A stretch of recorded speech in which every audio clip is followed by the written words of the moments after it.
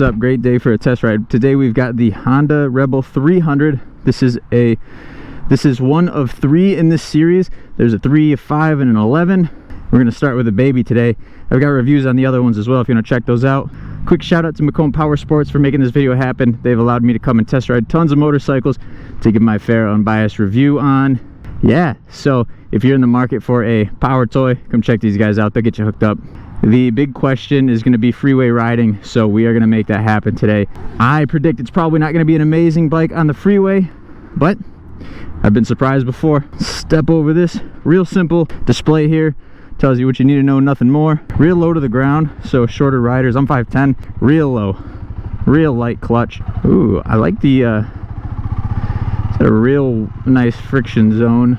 So at low speeds, it's actually pretty easy to balance. Low center of gravity, which is going to make it significantly easier for balancing. I would like to go left out of here if I can. That way we can get on the freeway right away.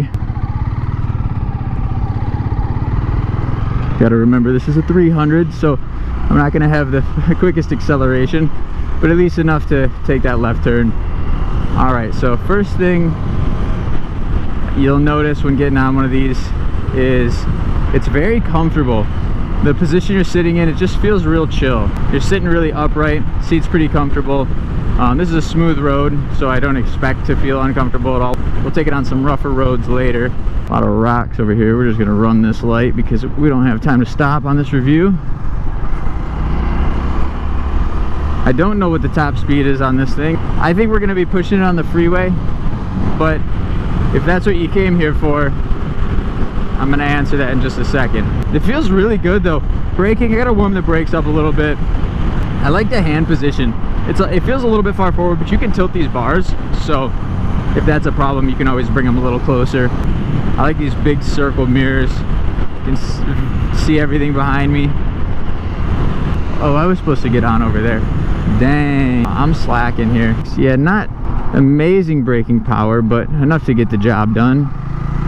It handles really well, really nicely. It's just everything's like smooth and there's not a whole lot of weight underneath you, so it's very easy to kind of maneuver. Oh, I'm stoked that I missed the freeway because then I get to take this curve. Oh, there's a little stripe.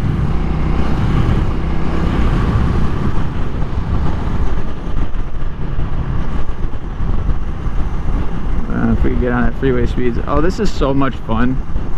I like leaning into turns on these bikes with my feet. I like leaning into turns on bikes where my feet are in front of me. It just feels so different.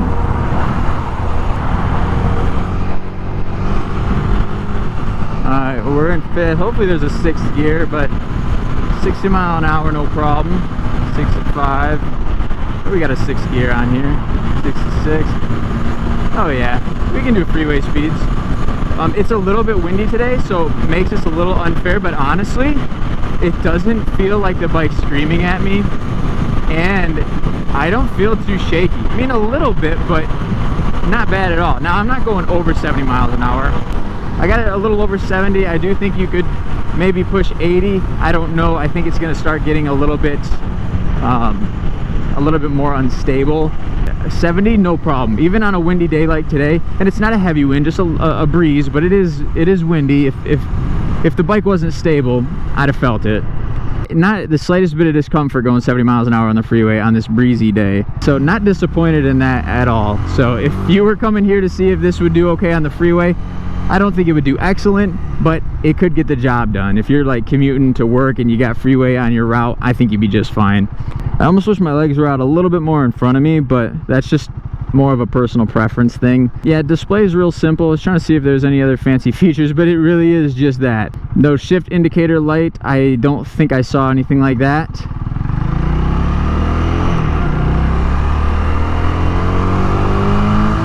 You get a little bit of vibration when you're like topping out some of these gears, but it's not horrible. You can accelerate. Let's see, let's drop a gear and accelerate real quick.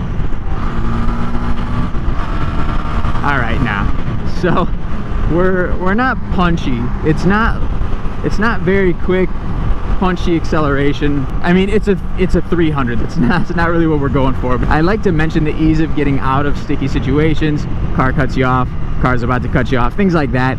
Being able to hit the gas and get out of the way. This doesn't quite have that. It's a 300. You can't really expect too much power out of something like this. You can get up to speed. It's going to take you a little bit of time to get up there. Oh no, we stalled it. What an amateur I am. Somebody lost part of their bike. All right, urban street. Yeah, it'll get you up to speed, just not as fast as a bigger bike. All right, this is the true test. Oh, it's actually not bad. Okay, little jarring on some of these bumps, but this is a rough road. I like this road for tests like this. The fact that you're not in a position to be standing up over bumps makes this a very necessary part of my test rides on these bikes. It's not bad. It's pretty soft. Oh, jeez. It's pretty soft. I can't even talk over these. It is soft suspension, but it is a little stiffer than what I was actually expecting on a bike like this. A bike that you can't lift your ass off the seat very easily. It did not impress in that aspect. That's okay. We're gonna whip around and get jarred by all those bumps again. Hopefully avoid biting our tongue.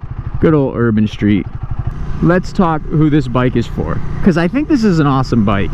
It's fun as hell. Like it just feels like it's so nimble and light.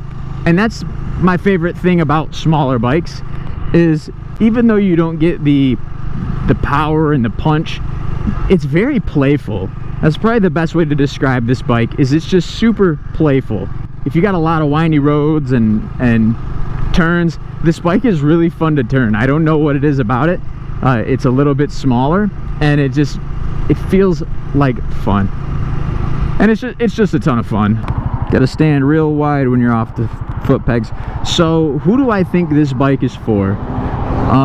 Because honestly, I think it fits a wide range of riders. So let's start with the obvious. This is a beginner bike.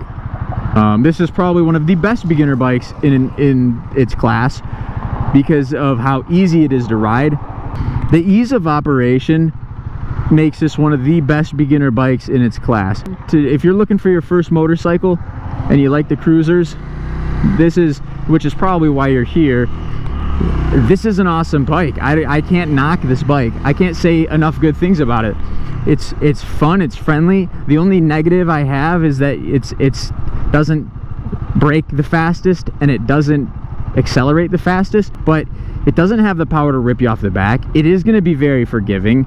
Let's go the next step up. If you are an advanced rider, but you want a cruiser, you don't want to break the bank, you want something that's not going to kill you on the road. Not to say it can't. Any amount of power is enough power to get you killed, but it's not going to rip you off the back end like your track bike might. And you don't want to break the bank. You want something cheap, something fun to just go cruising, a nice little downtown bike. This is also going to give you that. I think that this is an amazing downtown bike. Stop and go traffic wouldn't be too bad because it's real low to the ground. It's pretty easy to balance at slow speeds, and I love turning at slow speeds on this thing.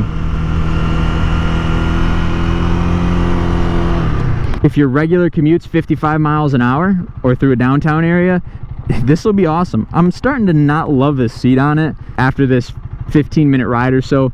I'm feeling a little sore on this seat. Also, I'm not used to this type of seat regularly, so there's that as well. Throttle response is good for a little bike.